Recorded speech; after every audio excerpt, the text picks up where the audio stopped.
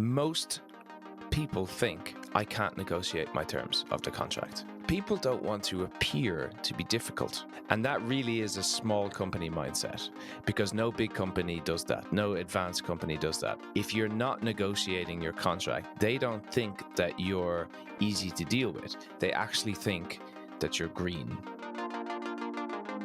So welcome to the AFT Construction Podcast. We have a special guest with us, Cian Brennan. Welcome, Cian. Hi, Brad. Delighted to be here. Thanks very much. How are you doing? Oh, very good. Excited to have you. So just as a point of reference, this is the dedication to Cian. So as he starts diving into the specifics, there's a lot of value here, but it's 5:30 in the morning in Australia for Cian, and he is 40 under 40. His company has won Best of Business for Innovation and Outstanding Growth, Quantum Contract Solutions, and he's a CEO owner. So we're excited to have you on, Cian. So welcome. Thank you very much. It's a normal business day for me, to be honest. We start at 5, and because we deal with so many different countries around the world, that's just part and parcel of life these days. It's hard to find sleep time when you're the CEO owner. I think all of us can relate. And then when you're trying to work in other markets, other countries, it makes it a little bit more challenging. It does, but it makes it fun. It does make it fun. So let's jump into this. I want to, most of us as contractors, even entrepreneurs, right? A lot of us get into it. We have a desire to be contractors, entrepreneurs. Barrier to entries, fairly easy for most of us, having been in the field, but we don't understand all the ins and outs of running a business, the entrepreneurship side, and most importantly, the risk. A lot of us deal with risk from every angle, especially, I had a guest on, Andrew Patterson. He spoke about that every time he built a house, his tail got longer, right? And that tail gets really long and you have to mitigate that. And so this is your specialty, Cian, when we look at risk. Just as an overview, as you're working with contractors, specifically a lot of risks that we have as contractors that we may or may not be aware of. Yeah, there's lots of risk, but I think the first thing to look at is what's the point of reducing risk? It's most people understand risk is risk. So if you imagine, and we can use a safety example with risk, but really what I'm talking about today is commercial, what it means with dollars and cents at the end of the day. And so there's the perception of the risk, and there's the actual risk. So a perception, if you remember on a construction site, you've got the young people that come to site, and their perception of risk is so much lower than someone who's been on site for a while. Okay, they come in, they don't wear their hard hats, they don't wear their safety glasses, and then so their perception of risk is down here. However, the actual risk is still linear. It's still a straight line across. Now, as they progress through their construction career, they become aware of it, they get educated, and then it goes up the bell curve. And then towards the end of the career, a lot of times people who have been in construction for 20, 30, 40 years, all of a sudden they're like, oh, I've been in construction for this long, nothing's happened. And then the perception of risk comes back down again. But the perception of risk doesn't really matter. The reality is, what is the actual risk? And so in a lot of contractors, subcontractors, their perception of risk is they have no idea of the risk. They don't understand what the risk is in front of them until it goes badly, and all of a sudden they've lost a lot of money or they've gone out of business. And we can see that a lot in the market now, Brad. There's a lot of construction companies going out of business. Interest rates squeezing cash flow, cost of materials squeezing cash flow, cost of labor squeezing cash flow. So there's a lot of that happening. So the goal is the actual linear line of risk that you have in your contract. How can we take that down? And the purpose of negotiating a better contract is, one, ultimately, let's just say over a 5 or 10 year period, your friend's analogy about the tail, something is going to go wrong eventually. 100%. It's construction. Stuff doesn't go right. And so as you're growing as a company, and Warren Buffett talks about this, and a guy called Keith Cunningham as well, it's not necessarily about the upside, right? So the upside is important, but a modest upside is better than a huge upside with big downsides. Because as you're traveling, as your business is growing, it's about the downsides. So if you're growing and growing and growing and you have a bad setback, that's going to set you back 5 or 10 years or put you out of business. Whereas if you're growing and growing and you have a little setback, that's not necessarily going to put you out of business or set you back 5 or 10 years. And then you continue to grow as a company. And so all the biggest construction companies out there have teams of contracts people and lawyers for a reason. The Turners of the world, those type of construction companies, the big construction companies. And so you got to ask yourself, why is that the case? And the case is it's about risk, and it's about cash flow, and it's about essentially managing your contract, and negotiating a better contract up front ultimately leads to having better cash flow and making better margins on your project. Does that make sense? It does. And I love that you bring up that most of us, I mean, you only know what you know, right? And so to have an expert such as yourself, Cian, the value is, and you brought up what happened these last few years, something that I know most of us who were fixed price, for example, um, if we didn't have escalation clauses in there and market takes a turn for COVID, right? That's something that we may, and that's the reality of understanding that risk, where that level is, where that line is, how we bring it down is, and I was just making a few notes as you were speaking, but you think about class action lawsuits, right? From um, improper installation, not following owner or like the installation manual properly, right? For the specs for the manufacturer. That you look at wood flooring in Phoenix. In Phoenix, it's really dry here. We don't have a lot of humidity, and so there has to be a certain humidity in the home so that we don't have expansion and contraction issues with the wood flooring. And if we don't meet that, if we don't have humidifiers added into air conditioning. And again, there's just so many little things when you talk about, insurance mass. Do we have the right insurance? Are we properly insured? Builder's risk. I mean,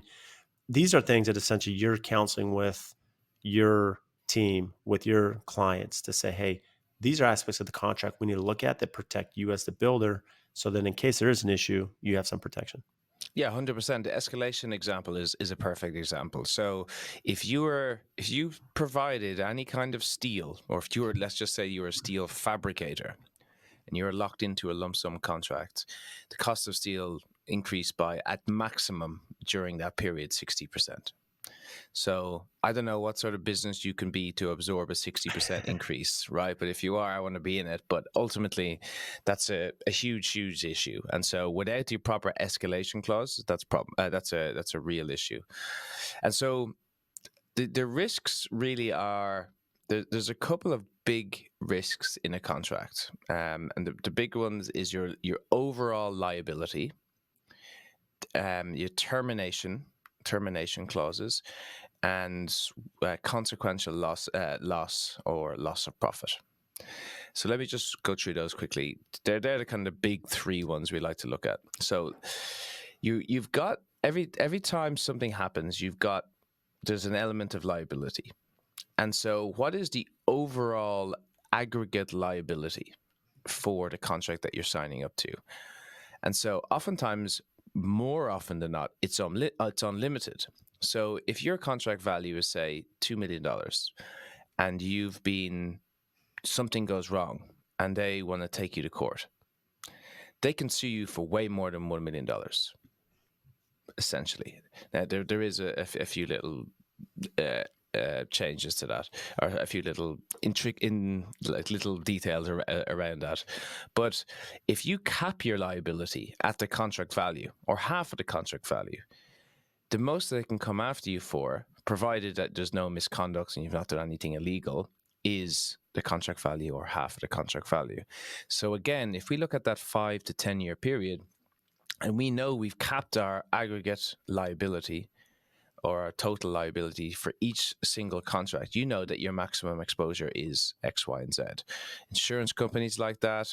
You should like that. Like from internally, when you're reporting, it really brings down your risk substantially. So anything can happen, right? And you're capped at the total amount of how much you could be taken to court for. So that's the first one. The next one, and it links into that, is consequential loss or loss of profit. So a lot of times you'll be asked to take on that risk of consequential loss or loss of profit. And what that means is, everyone knows what liquidated damages means, I'm pretty sure. But so liquidated damages, let's just say you have a hotel. And when you've got a hotel, you've been asked to build a hotel and you're definitely late. It's 100% your fault. Liquidated damages is to reimburse the client for the cost of the delay, right? So it's like, okay, because you're late, you've delayed all these other guys, and we've had to pay standby rates for all of these other guys and blah, blah, blah. That's the cost of the delay to construction. Now, they've also not been able to rent out the hotel rooms because you've been late. That's a loss of profit. And so that's the difference between the two of them. That's consequential loss, is the loss of profit. However, the company you're dealing with, if they're a big company, their loss of profit might be the size of your business. And so again, they can come after you, and that could be a company ender. The last one is termination. It's really, really important, termination. So with termination, you've got to have an escape hatch in your contract.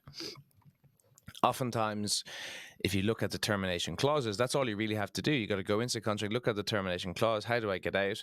And you'll notice a lot of times there's no way for you to get out. There's a lot of ways for them to get rid of you, right? Termination for convenience, termination for default. And so what you want to do is have what's called reciprocal termination. So that makes sure that you can terminate them if they default. And what that really means is, in the reality of life and playing it out, if they don't pay you, you want to be able to terminate the contract. You never want to be in a situation where they haven't paid you and you have to keep working and keep incurring additional debt as you keep going. And with so many GCs going out of business, if you're dealing with them and you have to keep working, you still don't know if they're going to pay you or not. Like, it's better for them to keep you working because more work is complete, which means the project is worth more money to a liquidator. This is really good advice. And the reason, let's focus on number 3, because you mentioned the termination clause, the escape hatch, if you will, which cancel for convenience, I think is something we should bring up. The reason being is that maybe explain what the cancel for convenience is and how this can impact both sides. For example, if an owner says, okay, Cian, um, you know, and this could be a big project. You've essentially assigned manpower, people in your company, you've maybe hired for a certain project. And then all of a sudden, for whatever reason, client's going through divorce, maybe financially they're going through something as a company, and they decide to cancel the project. Well, there's dollars now that you've invested or put into this project, or anticipated revenue that will come from it. That essentially, if you have a contract to protect you, you can put that in there. But what about the flip side as well, where, as you mentioned, what if you're working for a really difficult client? If they're not making decisions, if they're, you see where it's going. What options do we have as contractors to say, hey, I need the escape hatch. I need to get out of this contract. How can I set myself up from pre-construction just in case something goes awry and it's just not protecting the client? Yeah, well, that would be the determination for default. We'd have to prove that they have defaulted on their obligations in the contract for you to get out. So first of all, you got to make sure that you can do that. You can terminate them. And secondly, it is understanding how they defaulted on the contract and then making sure that you can stand by that to get out of the contract. Otherwise, it's kind of just hearsay. They haven't approved things quick enough or whatever. If you can show a body of evidence of you constantly not happening, well, then potentially that's them defaulting on their obligations to approve things quickly, essentially. Exactly. And I'm glad you brought that aspect up, because the reality is, as long as we have clear, defined terms for default where they're not performing, the owner, that does give us, hey, there may be written notice we have to give them, and I'm sure there's notification. But essentially, at some point, to have that escape chute ready for us, we have to make sure that that's lined out on what that means for both sides. For them too, that if we're not performing or we don't have, the crews on site, that they can notify us, and then we have a chance to rectify before essentially the contract's eliminated. Yeah, 100%. And then that chance to rectify it is a huge thing. So sometimes we see you don't even get a chance to rectify it, because in your termination clause, they have the option to go to somebody else. And so they decide to get rid of you and they go to someone else, and then they backcharge you for the cost of going to the other guy, which mightn't have been the cheapest option. Yeah, and that's a really good point, because let's speak about how this relates to subcontractors as well. Right now we're kind of focused on the owner, contractor relationship, and now you have the trade partners involved, and that aspect too for a general contractor. Now, how many of the clients that you're working with, are they actually contracting, their trade partners, all of their subcontract suppliers and trade partners? And the reason I ask that is because a lot of them who are listening may push back and say, okay, Cian, this sounds great, but in my market, they're not going to sign a contract. You know, they're not willing to take that risk by signing. They're going to be like, hey, just sign my proposal. We agree to XYZ. How do you work around that challenge, just in getting subcontractors contracted? Yeah, so I mean, if you're, speaking a little bit back to front here, because typically we help subcontractors in their negotiations with GCs. Hmm. All right, but to flip it around, if you want to give a subcontractor a contract, you can't give him a big, voluminous contract. You can still get a contract put together that is protects most of your risks and it be quite short. And so my suggestion is, what a lot of people do is you use a standard contract, like an American standard contract, Yeah, AIA. uh, yeah, AA, and amend it to suit so they understand what it looks like, or you get a lawyer to draft up your own one that is quite short. From experience, the size of the contract, if you throw 100-page document or 200-page document in front of a small trade partner, they're going to bulk. So yeah, really you want to make the as small as possible and cover most of your risk. And it is better, like, you want to protect your risk. That is the game that is being played, is that you want to arbitrage your risk down to them, because otherwise, if you sign their proposal, you're taking on a lot of their risk, which is not really what you want to do. So, because you advise a lot of the trade partner subcontractors, right? Are you actually asking them to look at the owner contract, right? Yeah. Because my Hmm. understanding is that you should have that accessibility that, hey, if we're signing a subcontract with this GC, we should be able to see the parent contract so we understand that, all the terminology and everything lines up with our, negotiation.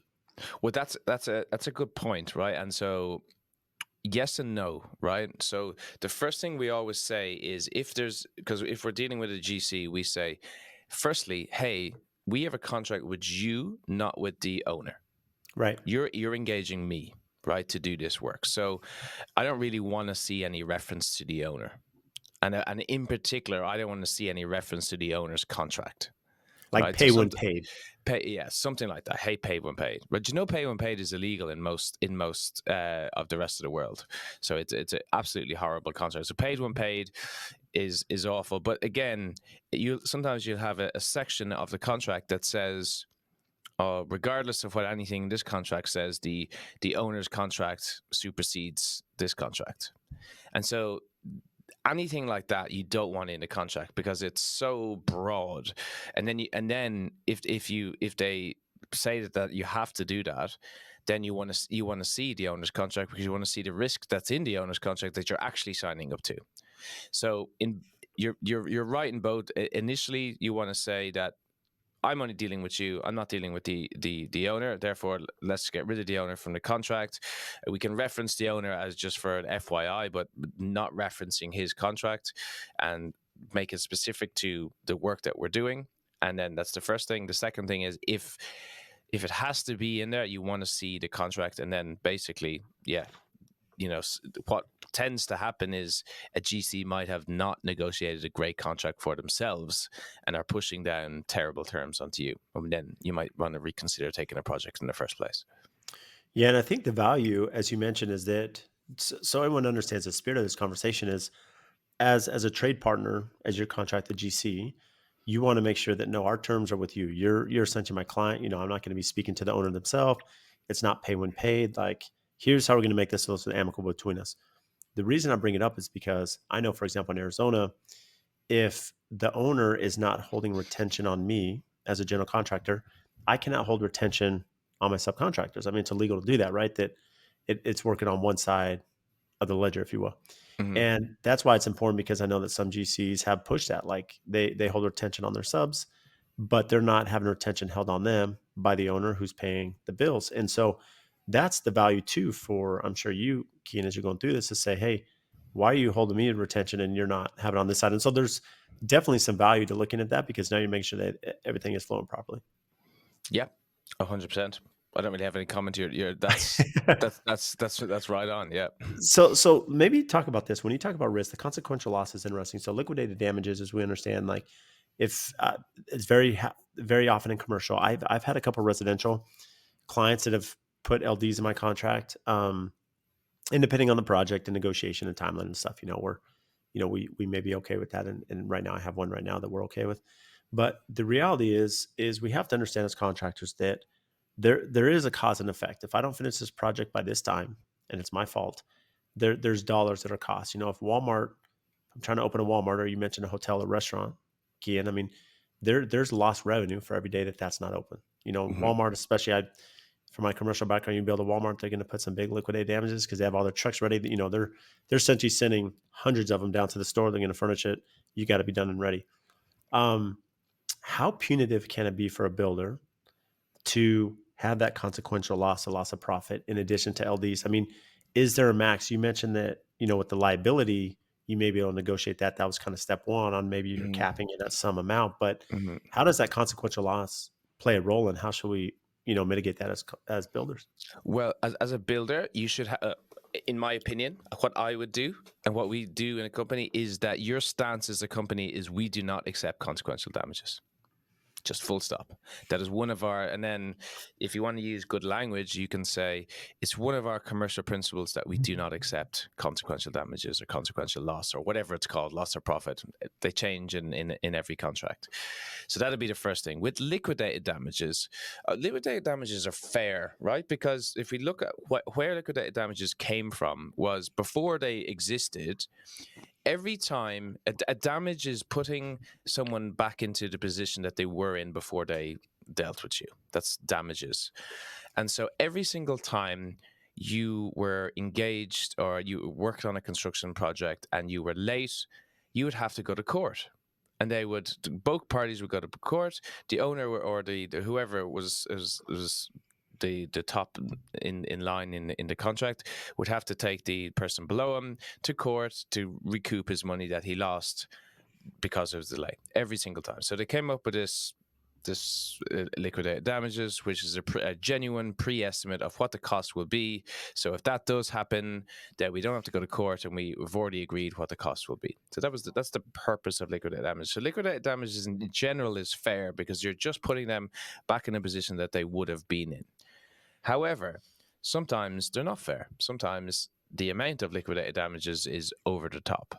And so typically what we like to look at with liquidated damages is generally it's 1% of the contract value per whatever is the unit per day per week, whatever it is they're going to try and recoup, and based on this on the size of the contract. So that's typically reasonable, and then or less, of course, or less, and then we want to cap it at 10% of the contract value.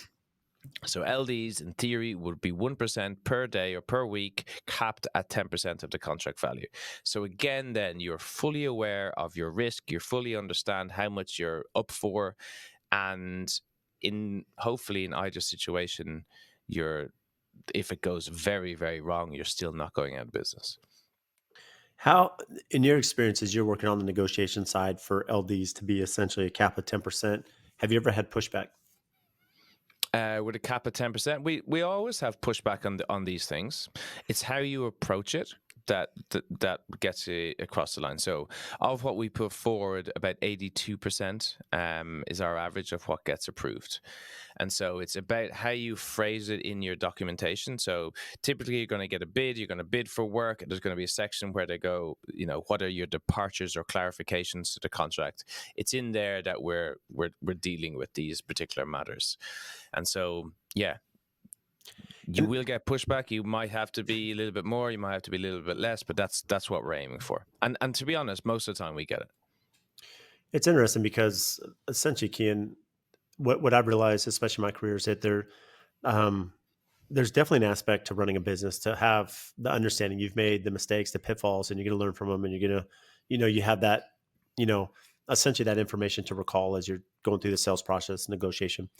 Then by having an expert on your side, such as yourself, you're going to have someone who's dealt with this all over the place, right? And so a lot of times, what I didn't realize early in my career is that these are negotiable. Most of the time, this owner wants to hire you, Kian. They want to hire me.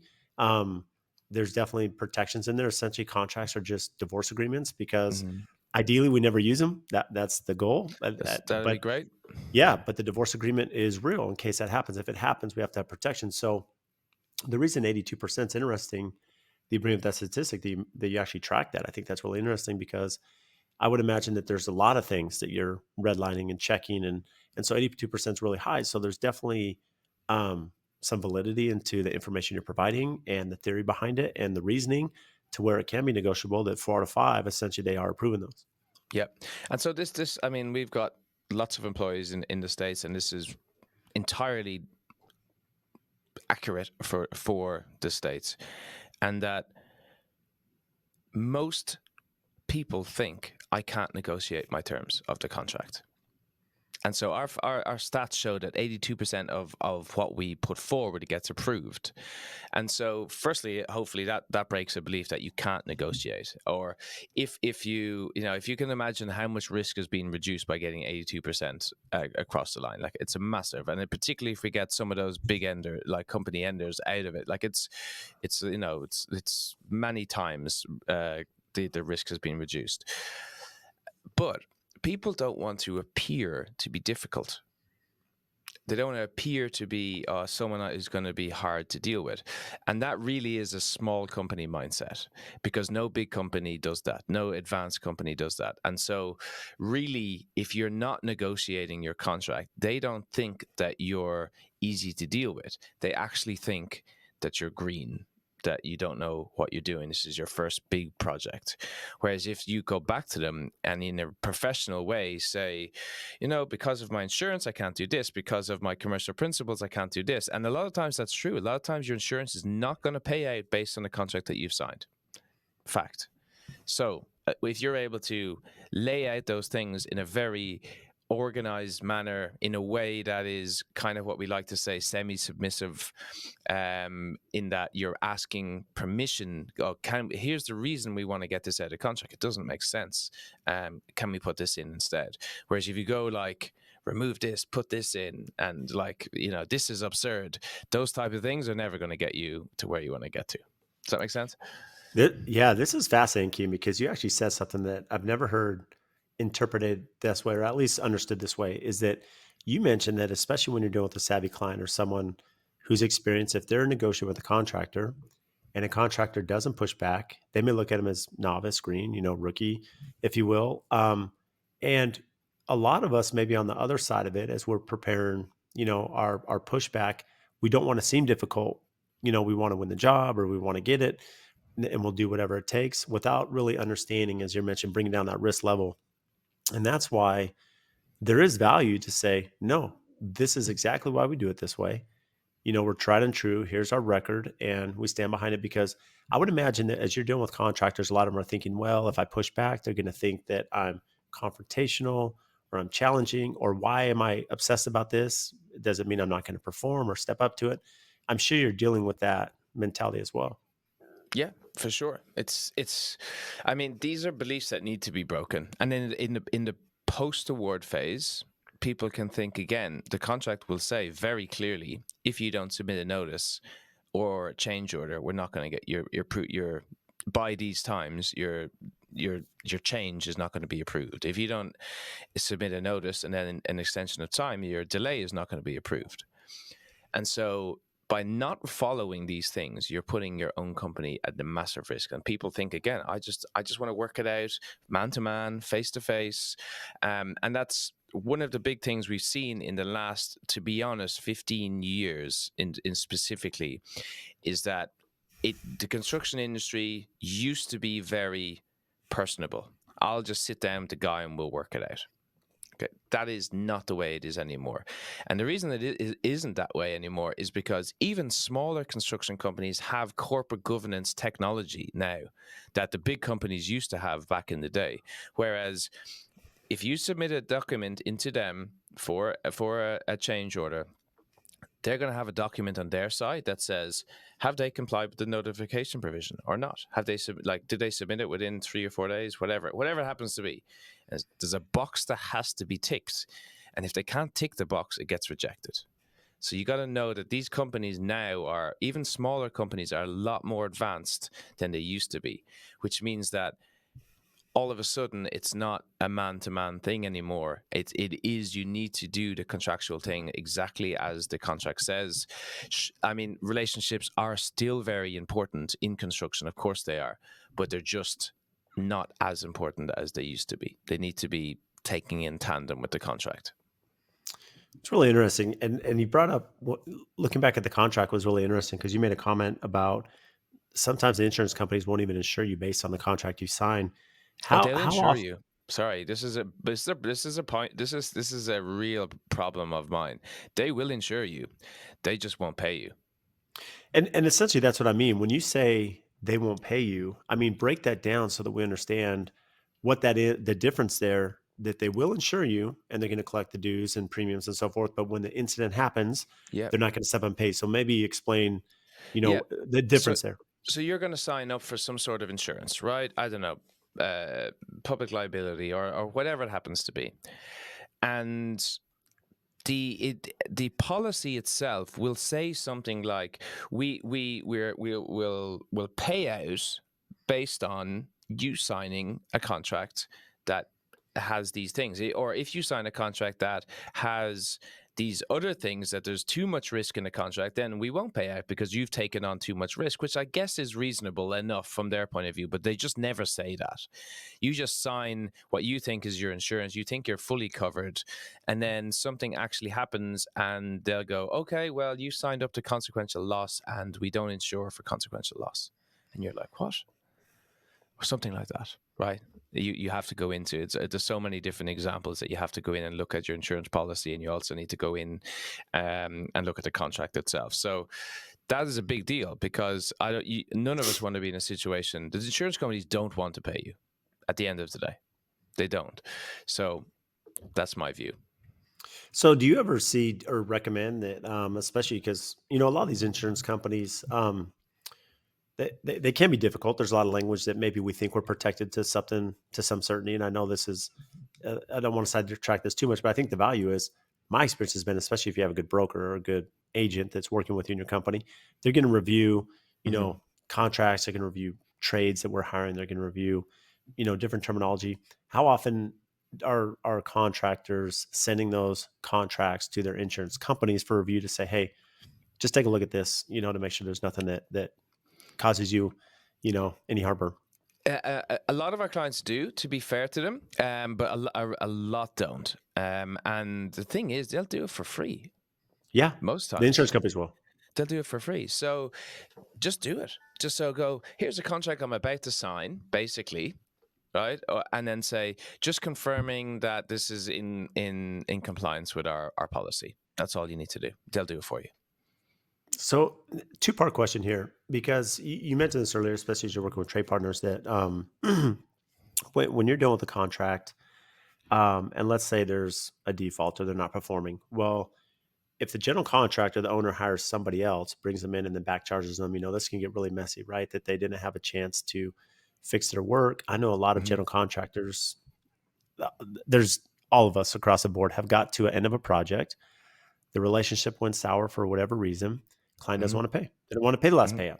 payout. They may have these crazy stipulations. And then in some cases, I know a builder without, bringing out on here, but it's told me, they work in an affluent area and a lot of their clients have more money and their strategies on the last payment. They don't even want to pay him because they know that they can bury him and they'll say, we'll just be in lawsuits and push this out. And I have a lot more money than you. And so they walk away. How do trades, GCs protect themselves when you're looking at either one, a default Mm-hmm. issue, or number two, that final payment? Okay, easy. Well, easy. It's the wrong way to say it, Well, right? this is easy for you, Cian. That's why you're here. This is what I'm. This is the way I look at it. So I'm gonna the wrong way to do a construction project. First of all, is sign the contract as given. Secondly, if do absolutely nothing, no contractual stuff whatsoever, right? Try and roll everything into one big change order or one big delay and try get that approved towards the end or mid project. Okay, so that's absolutely horrendous for your cash flow, horrendous for your risk, but everyone does it that way. And so it also is really bad for your relationship with the client because it turns into a big fight. And it also, all of a sudden, you got contractual at the end, and then they end up not paying you. And so the thing is, we've got a term in the business called squeaky bum time. And squeaky bum time is, if you're a sports guy, it's the last quarter of a game. it is the last 15 minutes of a football game, whatever it is. It's the last part of the game, and it was brought in by a famous manager called Alex Ferguson, and he's talking about people shifting around in the plastic seats in the stadium, where people are getting nervous, right? So squeaky bum time in construction is the last quarter of the construction project. That's when everything kicks off. So very simply, when it comes to contract management, all you're doing through the whole project is preparing yourself for that last quarter. That's all you need to look at it. So if we go back to the start of the project, now we want to start submitting notices for everything. All we're doing is building a body of evidence for this final quarter, so that when that person tries that move, or they say there's a dispute, you are covered. You're like, okay, fine. I've got all of this paperwork showing specifically you delaying me here, you delaying me here, you delaying me here, this, and this. And therefore, when it comes to that, you are protected. And more often than not, they don't pull that move because they know, oh, I'm in trouble here. If I do go to court, I'm going to lose. Or if they do go, or if you're on a big project, they'll go, when they're trying to save money, they'll go, okay, I won't pick on this guy. I'm going to pick on someone where there's less backup. Yeah, it makes sense. It's interesting you bring that up because essentially what it comes down to is that if you're waiting to the end to try to collect, or hopefully everything's kumbaya and you're in a great position at the end of the project, that's the wrong way to go. I mean, you essentially should have terms, whether you have deposits and how you're going to classify warranty and punch.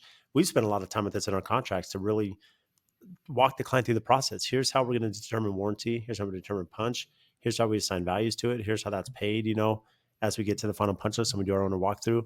The more information we can have laid out, essentially, that's what you're implying. That's where the counsel comes in from you, Cian. Yeah, exactly. And as well, if you're like, as you're submitting the documents prior earlier in the project, you are encountering problems with your client quicker with smaller values. And so if they're not approving things quickly, that's obviously okay. You can start raising that, and you're not approving things quickly. Or if they're disagreeing with every single one of your claims every single time, then you know that, and then you can deal with that. Whereas if you're waiting for that one big one, and then they do it for that one, then you lose a lot of money. So how many builders are using contracts in all aspects of their business? How many builders are using contracts? Most builders will have a contract themselves. They won't have a very good one. They might have a standard contract. How many builders are playing the game that's being played, regardless of if you're playing? It's hard to know. There's a lot of builders out there, and there's a lot of cowboys as well. I like that. The cowboys always tell clients, it's like the interesting thing, and maybe you could speak to this, is, in the commercial world, I don't want to say it's more sophisticated, but it's different, right? And you mentioned Turner, right? There's some big companies doing billions of dollars a year, very savvy from contracts. They're working with a mechanical subcontractor, may have 400 employees, electrician that may have 700. On a residential side, I call it the Wild West in residential construction, because I'm dealing with the mom and pop shop. I may have my trim guy that has 3 people. My mechanical contractor may have 8 people. They may not even use email like they should. And so when you're working in the residential world, essentially what you're speaking to, Cian, is this is the value of having a good partner in writing contracts, such as your team, is that now you're going to be protected just like a commercial company would be, but on a residential cowboy level. Yeah, exactly. And that's essentially it. It's hard to convey the understanding the risk and your contracts well, and skewing them in your favor, to be honest, is going to make you a lot of money.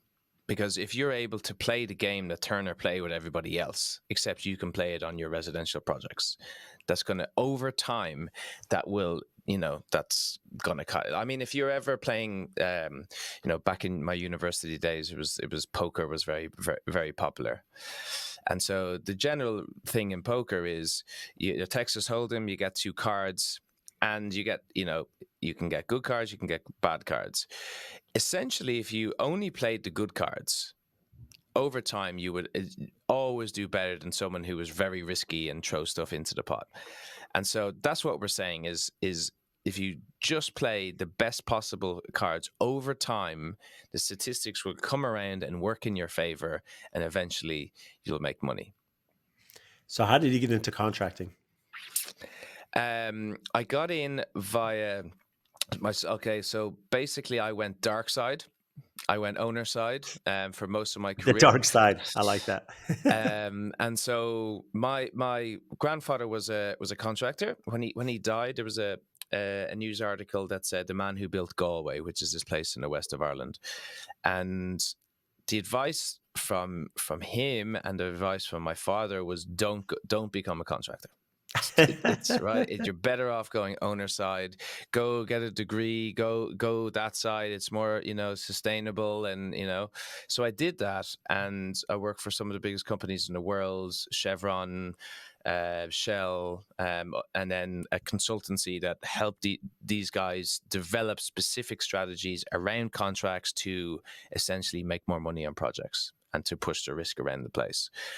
And so eventually I got to the stage where I was seeing so many subcontractors losing money or contractors losing money and going out of business because they didn't understand these corporate governance of these are obviously massive companies, but there's obviously the tier ones are the same as well. So Turner is this in theory a tier one company, which is like they're in theory a massive GC, right? Turner. And so it's exact same for all of these large companies. And so I can show contractors how to navigate the insides of these companies. And that's where the idea came from. And that's how we started the business. And then that's where it all took off, I guess. It's amazing. So let me break this down a little bit. So you're working for for the owner. You saw that a lot of contractors were losing. I'm sure you had some sensitivity there, being from your father and grandfather that were Yep. successful builders and built in Ireland. Um, from an entrepreneurship mindset, behind the scenes, it's one thing to be an entrepreneur and end up doing what you've done. But what made you take that leap? What made you say, okay, I'm ready to do this and make a complete career change and do something totally different from the other side of the ledger? I think it was I was working for this consultancy at the time, and I was in a leadership position. I was a director there, and we were sitting around a table, and we're talking about what we're doing for all of these different clients, for for Shell, and Maersk Oil. Maersk, do you know Maersk, the Danish Yeah. shipping company? Yep. So Uh-huh. we're Oh talking yeah. about all of these guys and all the projects they're working on, how we can help, and the topics of discussion were never about how we can help them save money or contractually. It was always about landing and expanding. We want to get 2 people in here, then we want to grow the team to 4 to 5 so we can get a bigger commission from them, blah, blah, blah. That was all the discussion. And I was like, I just don't want to be part of this. And so I felt the easiest way to get to where I wanted to get to, which actually, I mean, was a bit of a silly thing, was to start my own business. So, Brad, you've got your own business. It is not easy with a business, and so yeah, that's why I started. I started because I was so frustrated with what was currently happening. I didn't feel like I could do it the way I wanted to do it, and so that's how the business started. So how and looking now at the company from where you started to now, growth, taking an opportunity, marketing, finding clientele, that journey to where you are now as a branding company. Yeah, I love it. I mean, so we started in Australia, we expanded to the US, New Zealand, we're expanding to Canada now. All of these little moves have massive complexity when it comes to marketing, when it comes to sales, when it comes to delivering the service. And so I absolutely love that. I absolutely love the scaling part of the business, the entrepreneurial side. I'll still get on calls with clients when they got a real sticky construction dispute issue because I still love it. But yeah, my passion now is running and scaling the business without a doubt. So how challenging was that to go to US from Australia? You're going to Canada, as you've expanded internationally. Um, most people are looking like, hey, I don't even want to expand another state, yet alone another country. What's that been like? Really hard. Well, because US is 50 states, it's essentially 50 different countries, right? Yep. And And every so, state, if I interrupt you, every state has their own legislation. They have their own rules, especially for contract. I build in Arizona. It's totally different than every other state. yeah, absolutely. And so they're all factors. So there was a lot of, naysayers and that it's too hard, too difficult. But the thing is, ultimately in the game that we're in, our advice is within the contract. So you're going to be given a contract, and within that contract, all the things I've talked about is how to negotiate them, how to do contracts administration. And so the old company I used to work for, the consultancy I was talking about, they've got 20, 30 offices all over the US. And so I was like, well, if they can do it, we can do it. And so slowly but surely, we figured everything out. We hired the right people, and our system absolutely has delivered amazing results for US clients as well as the rest of the world. So we look at it is it's an overall philosophy on how we deal with contracts, how we negotiate contracts, and that doesn't change. That is the same. Obviously, there's small nuances between each state that we need to be careful of, but in general, that was the hardest part was getting that down. The marketing and sales, I mean, realistically, it was about hiring people in the US, really good people, finding really good people. That was a challenge in itself, was how do you find good people? And so that was another little thing. So it was kind of like you take one step, you solve that one thing, you take the next step, you solve that next thing, and it's just constant solving problems. And obviously, time zone for me is difficult because how do you lead a team of people in the US with a different time zone? So my workday is, I jumped on here with you at 5:30. My workday is 5 until it's kind of almost 2 work days. It's 5 until 10 or 11, a bit of a break, and then I'll go again. And then sometimes I've got a podcast in the evening as well. It's amazing. So, with everything you have going on, the expansion, the success you built, what do you do for fun? What do I do for fun? Well, I'd like to say, I mean, I just came back from a holiday in Ireland where we had a wedding and there was a lot of Guinness drank. So I don't want to say I drink Guinness for fun, but that was a lot of fun. But no, I'm a big cyclist. I used to race bikes. I'm not so much anymore. I just go for rides, and I like being fit. I like to run. I've got a growing family as well, so I like being around those guys. And that's it really. So I'd say cycling, business is probably a big passion of mine, and that's it. Other than that, I'm pretty boring. So, best advice you've been given other than your grandfather saying don't go into construction? Best advice I've been given, just full stop. Well, there's been a lot of it. I think for business, I think it's better, more new.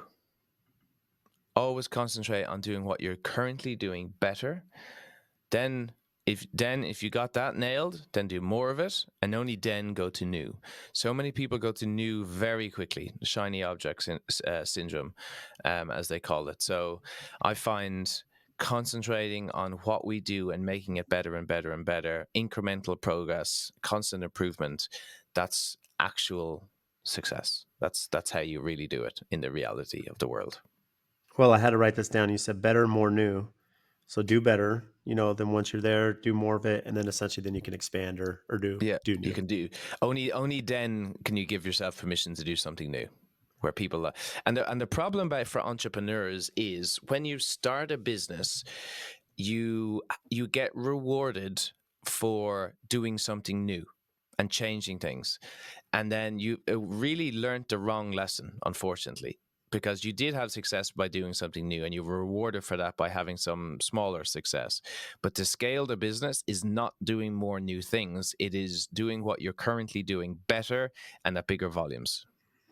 Well, this is really sound advice. I think most of us that are entrepreneurs, we love the hunt, right? The kill, you know, the new opportunity, the shiny new object, the new Mm-hmm. thing we're pursuing, without really focusing on what we have and are we, bettering our systems and processes and contracts, specifically as we discussed today. Um, Keen, you've been super gracious with your time. As you mentioned this really early in our show, you have a busy workday. I'm sure you already have people calling you. So for those listening, where can they find you? Especially to contract you for your services. And yeah, leave us with that note. Okay, well, so our mission is to take the industry from its knees to its feet. There's so many companies getting bullied, pushed around contractually. So we've lots of free stuff. So we've got a podcast called Construction Secrets, and a YouTube channel called Construction Secrets. And but both of those things are essentially lessons learned. So problems that we've come across and solved, essentially, or problems our clients have come across, and that we talk about it. And so just by listening, you're gonna become wise, right? So I like the term wise as, like, I think we're the only animals on this world who can learn from previous mistakes. So if you look at a mouse or something, one mouse, let's just say there's a little trap, or a little electric shock, the mouse will hit the electric shock and then he'll never come back to it again. But the other guy in the cage won't learn that lesson. He'll hit the trap and then come back himself. But humans, we can learn. That's why I think we're quite obviously advanced, is we can learn from other people's mistakes. And that's what wise is. And so you can be wise by listening to all these podcasts, learn from other people's mistakes, don't make them yourself, get the reward without the scar. And in the YouTube, there's a playlist, and it basically shows you exactly everything in the contract, how to negotiate your contract. So it's all there. So it's all free. Go for it. And if you want us to do it for you, specifically, go to quantumcontractsolutions.com, and then go from there. Well, Cian, you've been amazing. Can't thank you enough for sharing your expertise. There's a ton I learned from this episode, so really appreciate you. Really happy to be here. If you get value from the show, please support us by giving a 5-star rating and review on whatever platform you listen to. And I also have a favor to ask. We've had some incredible guests that come on and share their wisdom, their knowledge about their business.